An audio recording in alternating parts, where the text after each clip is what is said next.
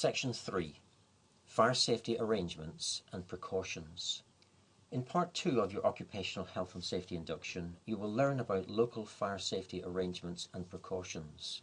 Meanwhile, here are key points that underpin departmental arrangements. Within your department, a member of staff will have been appointed as a fire safety coordinator. Their main role is to assist the head of department in complying with their fire safety responsibilities and should be your first point of contact for any concerns on fire safety or university work that could increase the risk of fire. One or more fire safety assistants will also have been appointed to give direction to building occupants as they make their way to the assembly points during an evacuation. Each will identify themselves by wearing a high visibility bib. It is important that everyone can evacuate a building quickly and safely. If you have an impairment, either of a temporary or permanent nature, that affects your ability to walk or descend stairs on your own, then when you make this known in advance to your head of department, they will make arrangements through the fire safety coordinator to offer you a personal emergency evacuation plan, commonly referred to as a PEEP. This will detail evacuation procedures from the buildings you need to occupy for work or study purposes. Fire action notices are displayed around the campus. These provide clear instructions on what to do if you discover a fire or if you hear the fire alarm. Please note that all building occupants must evacuate on hearing the fire alarm. Please take time to read the fire action notice nearest to where you work so that you are familiar with the procedures and the designated fire assembly point or assembly points outside the buildings you occupy. Wall-mounted break glass call points are provided to allow occupants to raise the alarm in the event of a fire and are activated by depressing the designated center spot. These devices can be found within escape routes, lift lobbies, stair landings, and final exit doors. It's important that you familiarize yourself with the locations of call points in the vicinity of your workplace so that no time will be wasted in case you need to raise an alarm of fire. In and around your workplace, you'll find items of portable firefighting equipment attached to walls or standing on the floor within special cradles. Their location will be identified by a fire safety sign which has a white pictogram on a red background and will usually be located near to call points, within escape routes, adjacent to exit doors from buildings, or close to specific fire risks. Each item of firefighting equipment should be clearly visible and readily available for use in an emergency. So if items are missing from a designated location or obstructed, then please report the situation immediately to your department's fire safety coordinator. Please familiarize yourself with the locations and types of firefighting equipment available in your workplace so that, again, no time will be wasted in case you need to use an item for a particular type of fire. However, it is important that you only use firefighting equipment to deal with a fire if you have received approved training, and only then where there is minimal risk to your safety and that of others. A number of people within your department will have been trained to use firefighting equipment, and if there is a need for you to have this training, then the necessary arrangements will be made by your fire safety coordinator. The primary purpose of any fire door is to restrict the passage and spread of smoke, heat and fire throughout a building, and particularly onto escape routes. They can provide valuable minutes to enable occupants to escape relatively safely. If a fire door is wedged open, then the protection it affords is instantly removed, leaving the escape route vulnerable to the spread of smoke and fire. It is therefore essential to keep fire doors shut at all times, except for brief access. If a fire door is required to be kept open for a short period, for example, to allow for the passage of equipment or to clean corridors, then it should be closed immediately the activity is finished.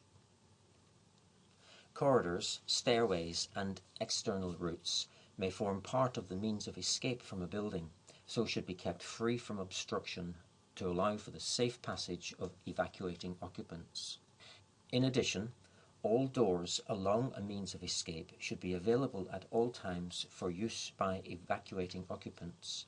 If an escape route or exit door is obstructed in any way, then report it immediately to your fire safety coordinator or the Estate Services Help Desk on extension 2164 and request the obstruction to be removed.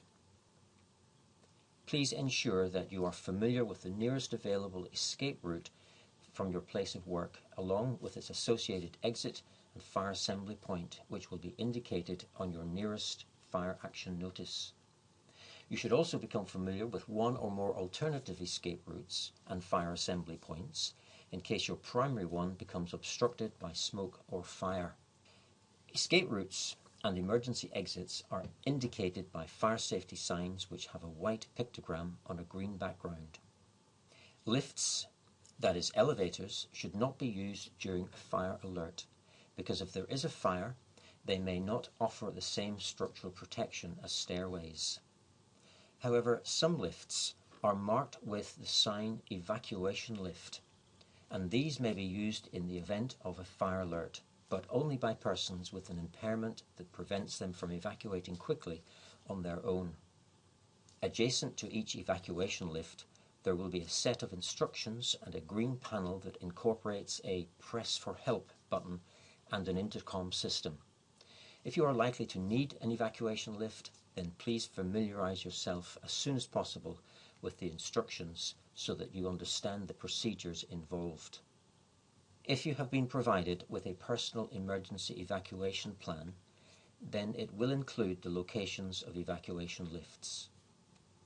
If you are the person who discovers an actual fire and has activated a call point, then please dial 999 from a mobile phone if you have one and ask for the Scottish Fire and Rescue Service, being careful to give the correct building name and address of its main entrance. Please then contact Security Control on extension 2222 from an internal telephone or 0141 548 2222 from a mobile. Report that you have dialed 999 or that the Fire and Rescue Service is required, as the case may be, and provide any information you can about the cause of the fire, its location, and whether anyone has been injured. Only make this call to Security Control if it is safe to do so. Then leave the building without delay. If it is not safe to telephone Security Control, then pass on the information to someone in authority at the fire assembly point. Following an evacuation arising from a fire alert, please do not re-enter a building unless someone in authority, for example a uniformed security warden or someone from the Fire and Rescue Service, says that it is safe to do so. The silencing of the fire alarm is not necessarily an indication of safe conditions within a building. Before leaving your place of work for long periods of time, you are requested to carry out some simple checks to help prevent fire. For example, make sure that combustible materials are away from heat sources and that all unnecessary electrical equipment is switched off, if switches are accessible. A checklist of such precautions may well be displayed in your own workplace. Unannounced fire drills will generally be carried out twice per year for all university premises, except in the case of premises providing sleeping accommodation, where drills will be more frequent. Fire drills are for the purposes of checking that occupants are familiar with the evacuation procedures and, where necessary, for highlighting improvements. If, as part of your work, you will be responsible for formal groups of people, for example a class of students, conference delegates or other visitors, then you will be expected to deliver a scripted safety brief at the start of proceedings, which includes details of any scheduled fire alarm test, the main exits from the location, and the designated fire assembly points. If the fire alarm sounds during those proceedings, you will also be expected to assume responsibility for coordinating the orderly evacuation of the group from the location being used. Please now select and complete the next module in My Place, which is a short quiz.